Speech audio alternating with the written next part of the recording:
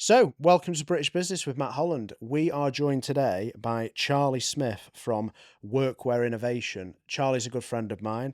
He's been building a business over the last few years, which is thriving at the moment. Serious growth. It's going to be a really great conversation.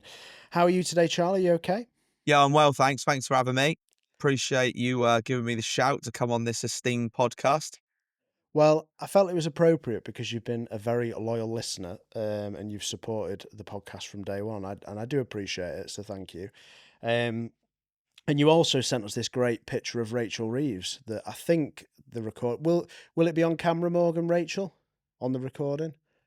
Yeah, it will be, yeah. So yeah, you can see Rachel there. Oh, That's fantastic. The head of the government's growth prevention team. Yeah, yeah, growth yeah, prevention team. That's fantastic. good, that, Fantastic. yeah. Well, we'll get into her a little bit later on in the episode. But for people that don't know who you are, because obviously I have had the the fortune of meeting you in person now, and we've been communicating for a little while, keeping in touch and what have you. Tell me about Workwear Innovation. What's Workwear Innovation? You're a decorating business, aren't you? Yeah, so we are a bunch of decoration gurus. So we're responsible for supplying and decorating workwear uniform for a vast different array of industries, from healthcare to construction to um, general office teams and whatnot. And yeah, we do embroidery and print on clothing. Online retail as well. You supply me with my workwear, We do so indeed. We're very yeah, fortunate enough to have Matthew as a customer. an Yeah. exceptional customer. Very good customer, actually. He pays the bills on time, which That's I'm not sure true. which I'm sure Morgan can attest to as well. So it's, Yeah, fantastic. But yeah. yeah, No, yeah, we've been doing that for we've been doing it for a few years now. We started originally we've got a family business. My dad run a company called Abacus, which is a office-based supplier. So we also supply things like paper, stationery, pens, FM supplies, office furniture, that sort of thing. Um, and Workwear Innovation was kind of like born out of an idea during one of the lockdowns where we had a conversation with one of our pals and kind of needed a new avenue to go down. And I think at the time it was an industry where people were kind of urging us to get into, with it being a growing industry, a growing sector. But at the time, we were kind of a company which was a little bit of a jack of all but a master of none. So we yeah. kind of wanted to set something up was a little bit different. Of the friends that we set this up with originally, they were working in the hospitality sector, and obviously weren't having a very great time with it. So we agreed to have a little go at it. It never really quite got off the ground with all four of us, with the ins and outs of the lockdown experience. Yeah. But it was something that we kind of kicked on ourselves back in 2022. So, what year did you join the family business before Workwear Innovation? Did you? Because I know there was a transitional. I mean, I know this because obviously I know you, but there was a transitional period where you bought the business off your dad. I think, if I'm correct in saying. But did you join the family business before the pandemic originally? What's your background? Yeah, so originally I went to university and I studied law, um, and then found it quite difficult to kind of get any sort of work experience after that, completing that degree. And at the time I was doing some part-time work for B&Q, so I decided that I'd go into their like management program. So I worked for B&Q for probably nearly 10 years. I lived in Bristol, worked in and around Bristol, and then moved um, over towards the southeast. So I worked in and around London. Um, and then it was, to be honest with you, it's part of like it come off the back of a fairly big tragedy for the business. So my dad at the time who was running it, he was diagnosed with Parkinson's disease at the age of 48. Yeah, And he was in the process of trying to decide whether or not he could work as much as he was doing. He wanted to free up a little bit more time, but maybe not being able to afford that luxury. And he had a guy that was working for him. It worked for him for nigh on 15 years. A guy called Ian, who my dad had just had a conversation with my mum about selling the family house on the Friday evening. And he came into work on the Monday to the news that Ian had passed away on the Sunday of that weekend. And it oh kind of happened quite Jesus, fast for everybody. And that the decisions that he was trying to make at the time was, do I cut down my number of hours, still needing to work, etc. Um, and it was at that point I was kind of in a position where I was a deputy store manager for B&Q. It was going all right. It probably wasn't going as fast as I'd hoped it would have done.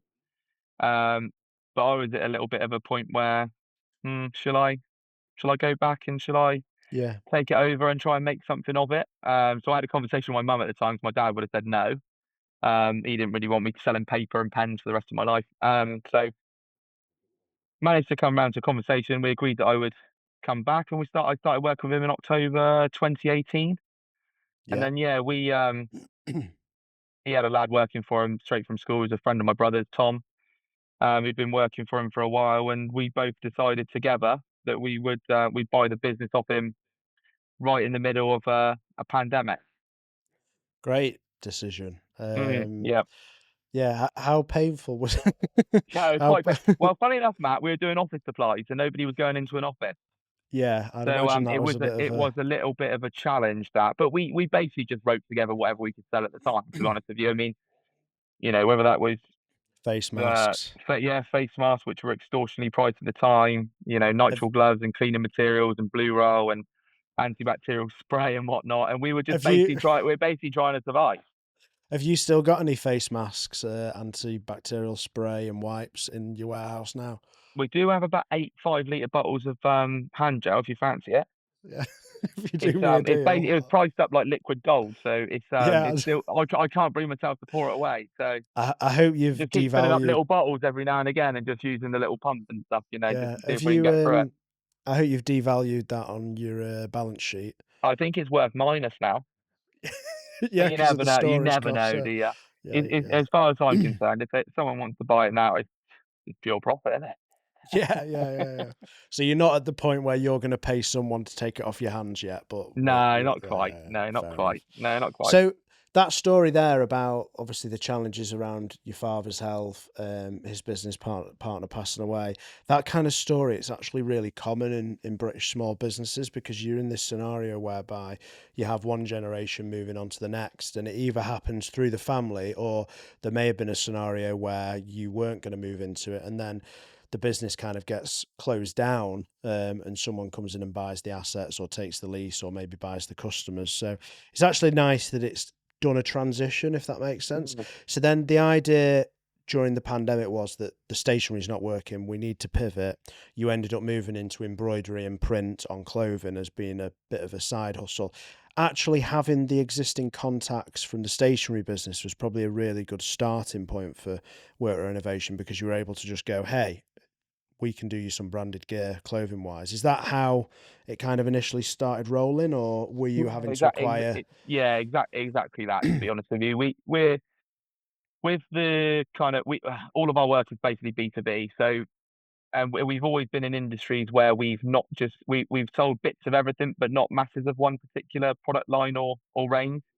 So kind of having something else to sell to our existing client base wasn't something that was alien to us. There'd always been things that had been introduced to us from buying groups and from suppliers, and we'd get behind, but we wouldn't really get behind them in any great volume to kind of for that to be on a standalone product. And at the time, people would talk to us about uniform workwear, PPE. The market itself is growing and predicted to carry on growing. But I think from the suggestions of those in and around us from a supplier point of view, they kind of expected us to kind of just take a little bit of the product and then sell it through our existing branding, um, which for us didn't really sit right because ultimately, like I say, we've always been a jack of all trades and a master of absolutely none, which Yeah, is great through the tough times because it allows you to flex in and out, and it means you're not solely reliant on one income stream. But at the same time, it means that you're just a general supplier that does a bit of that and a bit of this. And I think that kind of doesn't yeah, give you that level of authority that you kind of need if you really want to progress a business further. Was our thinking at the time. So yeah, and it just come up a conversation. What can we do? Should we do some t-shirts? We could do some printing. Okay, let's try and learn how to do some printing. And we found a couple of customers who were willing to kind of take a chance on us. At the time, we were just piggybacking off like a national provider of workwear and kind of just managing that relationship between our customer and the production of it. yeah, And we carried on like that for a while, but we didn't really take off. Like I say, there was a bit of pulling and throwing from the rest of the gang. What do we want to do? What does this look like moving forward? Do we want this to be our sole business, etc. And when those guys decided they were going to go back to the hospitality sector, at that point it was like me and Tom, we had to go shit or bust. Really, we wouldn't have been generating enough income, yeah. post pandemic in order for us to kind of recover and pay ourselves So enough income and support the jobs that we were doing at the time. So Yeah, so just to jump in there, so set the business, you pivoted, Workware Innovation as a brand was created. I think when we first started talking, you just moved into a new unit, which is the one that you're in at the moment. Where were you operating from prior to that current unit, which I must say looks really, it's a really nice unit that you've got, and it's a good setup for the future. But what were you operating from for those during the pandemic period? Basically, it's like a multi-purpose commercial unit, so it was 1,100 square feet. Most of that taken up by a staircase, the downstairs toilet, and a little foyer, which kind of didn't really help it. The Yeah, downstairs, a small warehouse space with a single sliding door and an upstairs office. So we were yeah. very So much split across the two floors. It was quite a difficult space to operate, especially when yeah. you've got big boxes of clothing moving in and out. So I would describe you as in that kind of early build phase at the moment with the business. I mean, you're very well, I think, quite well established, but it's hustle mode at the moment. You're kind fun. of Yeah, big fun. you're doing a bit of everything in the business. You're the marketing, you're the MD, you're the finance. Like I've done that, and I know how hard and challenging it is. What Fun. do you? Fun is hard. It's It is hard. It's very good. it It's good fun. It's very hard. Yeah, exactly. And I look back on that period. I think I've said this to you off camera personally when we've caught up. I look back upon that period of my entrepreneurial journey like very fondly. It was fantastic, so much fun. Like I was packing parcels on my grandma's kitchen counter. That's where we where when Yeah. I joined the business, what we we're doing, and then that journey to where we are today. It's looking back now. It's but when you're in it, it's really hard. And I think most people listening to this podcast, they're in that build phase, that grind phase where you've got to do a bit of everything. What do you think are the main challenges for you personally at the moment in the business? And also like what how do you feel about it? Because I know sometimes when we chat, morale can be up, morale can be down. It's hard. It's hard. I think morale's. I'm always optimistic and I'm always kind of excited, but I think I'm often frustrated. I think is the way I kind of describe it. So Why why do you feel frustrated? because I feel like we should be further ahead than what we are currently. Do you know what? There's a massive. It's so interesting because every I think small business owner that's very entrepreneurial minded says exactly that. It's this James Stark. He said it to me when we were outside prior to recording his episode. He was like, "I don't feel like we're moving fast enough, and we need to do more. We need to do more." And I'm kind of like, interestingly, that emotion, that frustration, it never goes. No, no. Do you know what? I had the very same conversation this morning. I feel like we kind of identified at the back end of last year that we needed some more space. Nothing silly, but we needed more space. We needed to slicken up our operation, but we also needed to take somebody on to take some of the general day to day away from us. So we employed Tom's brother, who's been fantastic for us. And Because just to interrupt you there, because yeah, something that I mean, we both follow James Sinclair, and I've heard him say like, if you were in a scenario where you had to hire a role publicly, but you hire a family member, would that family member or relation or friend have actually gotten the job if if they'd had to apply for it? Like, how do you feel about working with a close family member on your business partner's side? we worked with a few because we employed Tom's mum, Tom and Yeah, Kieran's mum. So yeah, Kieran is Tom's brother. Nikki is Tom and Kieran's mother. We yeah. also employ my mum, who does some production for us. We also employ my dad, who does some driving for us, and I also employ my grandma, who does some t-shirt printing for us. So How's we're very for it's brilliant, mate. It's fantastic, so there's absolutely peaks fantastic. there's peaks and troughs working with family. Like, how's your dad getting on with the driving at the moment? Bit of a bad run, bless him, but he generally does a good job. Just for context, he managed to go into the arse end of an Asda delivery lorry a couple of weeks ago, coming off a roundabout, which is a little bit disappointing, but Bless him. these But things happen, don't they? He was these fine. He was fine. He was safe. He good. was sound. That was Yeah, the yeah. most important thing. The Asda delivery lorry took a terrible time. He broke a couple of tail lights, and the chassis of the little Berlingo was basically folded in half. So yeah, we come out second best I on that mean, one. it's interesting, isn't it? Because like these are the things which I think really test you as a business owner. Is kind of like going, ah, well, tomorrow's a Oh, new day. Do you know what I mean? Like, there is always something. I think that's one of the things. I think that's where some of the frustration boils down to. I think like I say, we kind of sorted ourselves out at the back end of last year. It freed me up more time to be able to do some of the nicer things, have more conversations with more potential clients, etc., etc. I felt like everything was going in the right direction. But then as you grow, the the hire you've just made is great, but you're then back in that situation only in a bigger business basically. So Yeah, you kind of get that same thing all the time. So it's basically always pulling me back into the realm and back yeah. into the operations, which is the challenge, and that's where the frustration comes because I think, I'm not happy being this size. I don't want to be this size forever. We've got aspirations to Why? be a lot bigger. Why do you think bigger is better? I think a lot of the reason why I think that is probably more personal more than anything. Like having seen my dad manage, what would be described as a small business, a micro business for many years, and then not Yeah, being in a position where, um, not that he's not set up for the rest of his days, but it's not as easy for him having had to stop working yeah. 7 years previously. I basically find myself in a position personally where I'm like, that ain't gonna be me. Yeah, That so you kind of I'm not gonna be running this small business forever, just taking a small salary each year so that I can yeah. kind of 'Cause how old are you? 33, 33, 34, yeah, 34 this year. Yeah, so you're heading towards 40 pretty quick at Pretty quite rapid, mate. a high level of velocity. Yeah. So it's kind of I get where you're coming from because it's that feeling of, like, you wanna get bigger now so that you can then further down the line have a bit of a peel off and be able to maybe balance life a little bit. I mean, that probably will never happen because you'll probably in 5, 10 years' time be like, "I wanna grow it to 10 million quid." Like, that's what I wanna be doing. I wanna be doing those bigger numbers.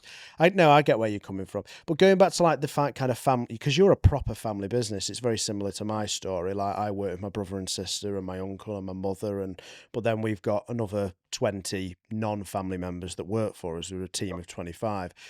You're about to kind of step over that preface, that kind of that gap now, and potentially hire your first non-family member. Is that correct, or Yeah, non-related? we do have a couple, but there's relationships in there from past where people have worked in the business for a long time. So yeah, there is a couple of non-family members that are part of the team, but yeah, predominantly Yeah. we are family based, and I think it doesn't scare me, but it is No. something that I'm kind of like very aware of that we can't just keep going on employing our families And forever, although they're great yeah, because you're going to most of run the out of time. relatives. You're going to run out of Yeah, relatives, or you're going to have to be digging up I, graves I think I've run and out of ones that I would be happy to spend a lot of time for in a steel box. Like yeah, yeah, because you're in a warehouse. Yeah, it's no, I can see that. So it's actually quite an intimidating environment for a prospective employee to come into, actually, because if you're such a close knit family, how do you? Because that's quite a common problem for small businesses is bringing in that first non-family member employee. I mean, some businesses they have no choice because they don't have any family that they can employ because the family's doing other bits and pieces. So you're in a situation that is probably quite common. How do you intend to kind of make that incoming member of staff feel welcome into your, I suppose, cult or tribe? mm, that is But it's something I'm thinking about a lot at the moment because I am about to run like to get an advert live to kind of increase our production team. Um, and I think I think I'd probably attack it through the socials to begin with, yeah, purely because we've kind of built up a little following, particularly locally, where people are aware of us. They kind of get our. I guess I would say they're probably starting to understand our culture through some of the marketing that we're doing, etc. And would kind of it's almost like a breaking of the ice in that respect. I think where people would yeah. understand kind of what we're about a little bit.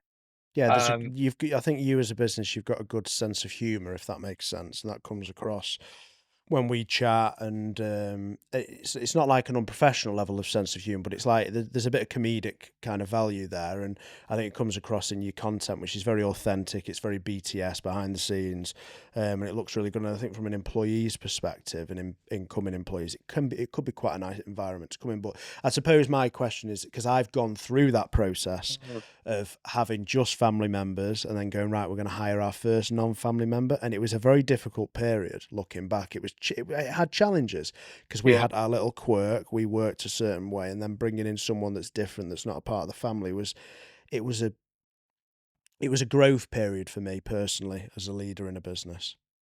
I think I probably I'm probably fortunate that I get to fall back on some experience from my retail days where I have, I've led teams, I've ran shops, I've ran I've looked after lots of people from lots of different walks of life. So I guess I do have a level of experience to fall back on.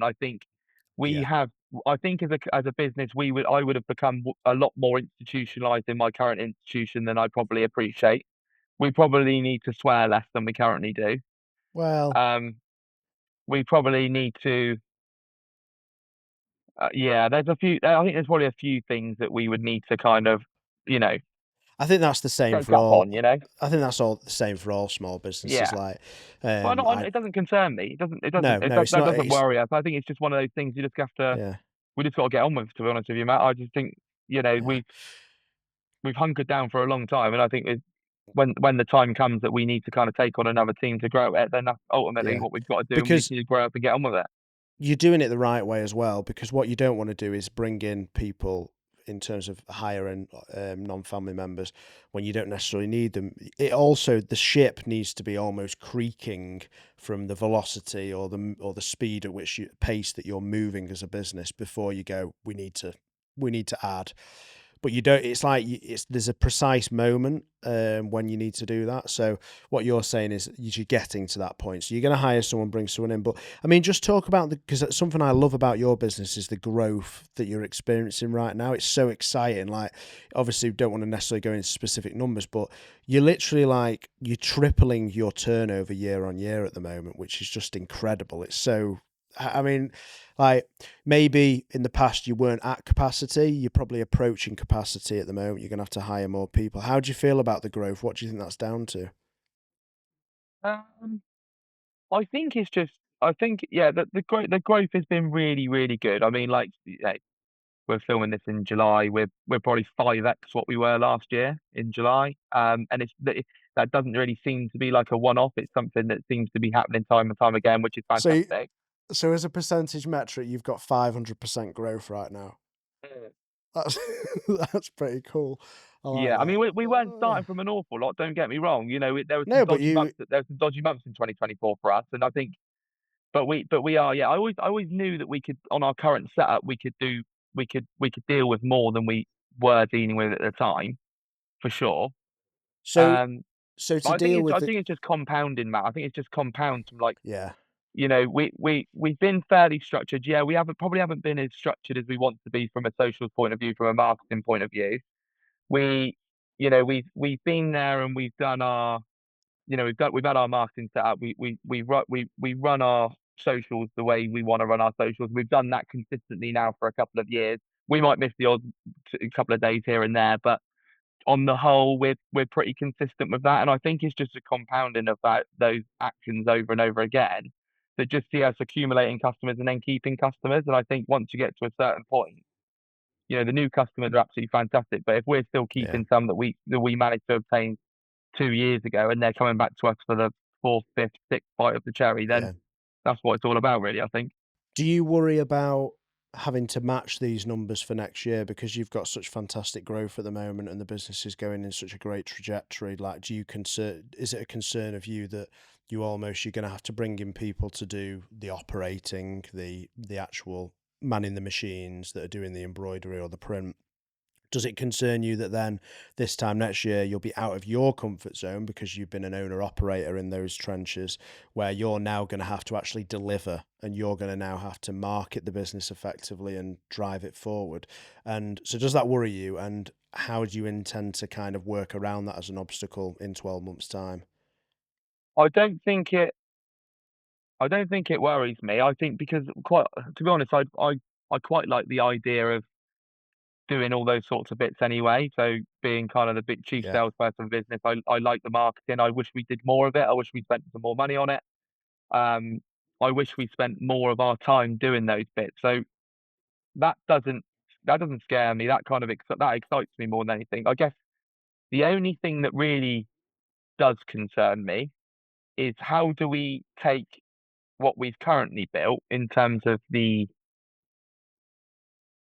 from want of a better word, the personalization, as in how we deal with our customers, how we are with our customers, how we react to their inquiries, etc., Yeah. and how we manage those relationships. How do we scale that past a certain size Well, and that still keep what we actually are? That's the only thing I think that really that does worry me a bit. I don't want to I be something we're not. I wouldn't worry too much about that because actually what you should focus on is the problem that's directly in front of you. And I think sometimes business owners, they make excuses as to why they're not pulling the trigger on the problem in front because they're like, oh, but what about this further down the line? And I would say take action on the problem that's directly in front of you, because as soon as you've taken action on that, another challenge will present itself, which you can then kind of deal with.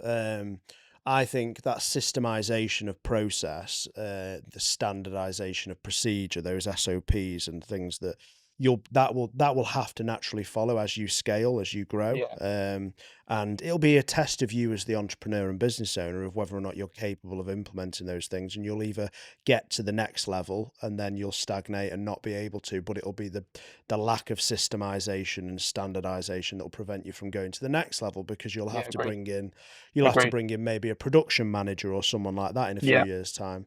But I think the marketing, I love your marketing. So anyone that's listening, go type in on Instagram Workware Innovation and make sure you follow them, because I just think you're really on trend with stuff. And I mean, it's something we don't do enough of in our business. And me and Sarah chat and look at you and go, well, Charlie's doing great. But I find that we're just so busy doing other stuff. It's hard. It's yeah. hard. I think you're That's doing a I great. think it's the hardest. That's the hardest thing about it, Max. Honestly, Yeah. is you do, but there does come a point where you need where people need to appreciate that doing those things is as important, if not Yeah. more important, than all the other things that you think are already important. I think that's Yeah.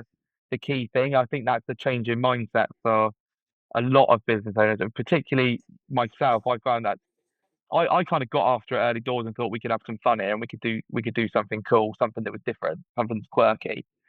But by the same token, I still don't think now that I give enough of my time to that. I think sometimes it becomes a little bit of an afterthought, and I don't think we post enough. I don't think our content is consistent enough. Yeah.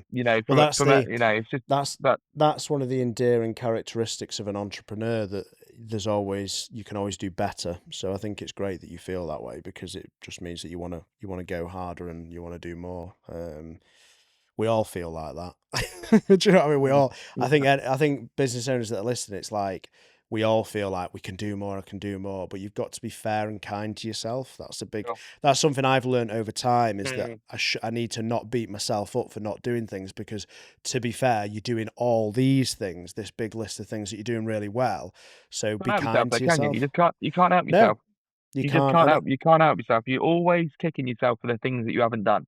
And I Yeah, I, I think that's important for me particularly to kind of recognize that with the rest of the team because sometimes my frustrations might show and it might be the fact that I'm a little bit disappointed that we're not doing something else. But when I look back, what yeah, what we've achieved in the previous 3 days to make customers really, really happy, we should be yeah. all be giving ourselves a bit of a pat on the back for the efforts and the achievements that we've done. I think that's important, but I, you just can't help yourself, just kick yourself all the time. I think I like to think of it like it's a route where you're going from base camp and you're working up to the peak. You're on that journey, and then when you get to the top of that peak, you look and you see another one, and you go, right, that's the next objective. And I think it's really important as a business owner to actually celebrate the small wins and celebrate Yeah, those 100%. little peaks along the way, because otherwise you lose touch of why we're doing it. Which it's actually the journey that's the thing that I think entrepreneurial people enjoy the most. And the one thing I regret is not celebrating some of the milestones that we've hit in the past. So I think that's really important.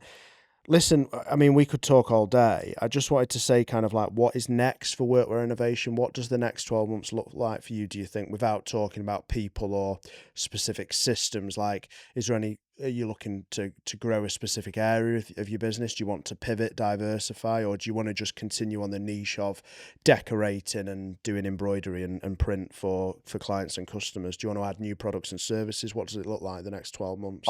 I'd love to do it. I would love to do it all, but from conversations that I have with people like yourselves, I think the more and more, and the more I listen to, and the more podcasts I listen to, I think, you know, I listened to a podcast yesterday, where a guy we both know called James Martin talked about people getting kind of obsessed with the new entrepreneurs specifically becoming obsessed with the new and the shiny. And I think that is 100% me. I think I'd love to own more businesses. I'd love to like have like a big diversified portfolio.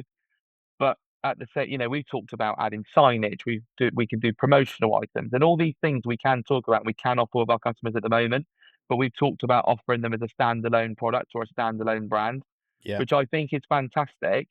But at our current size and our current position, if we just focused on having more conversations with more people about workwear, knowing what we know already, and with the setup that we've got, then we could be growing a business which is a lot more sustainable, is more profitable, and is kind of more solid yeah, and then we can go and worry about whether or not we go and purchase a signage company and have a little go at that because the market's yeah, dead and people yeah, aren't yeah, doing yeah. very well in it, which is kind of the reason we got into workwear in the first place. But like there's loads of things I think we could do, but I think for us, if we just stayed on our trajectory and just kept on talking to more and more people, I think we'd do ourselves a favour.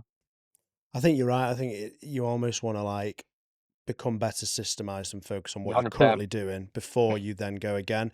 And actually, what you're trying to do, and my mentor Simon talks about my business, Holland's Country Clothing, one of the brands that we have within the online retail group that we operate within.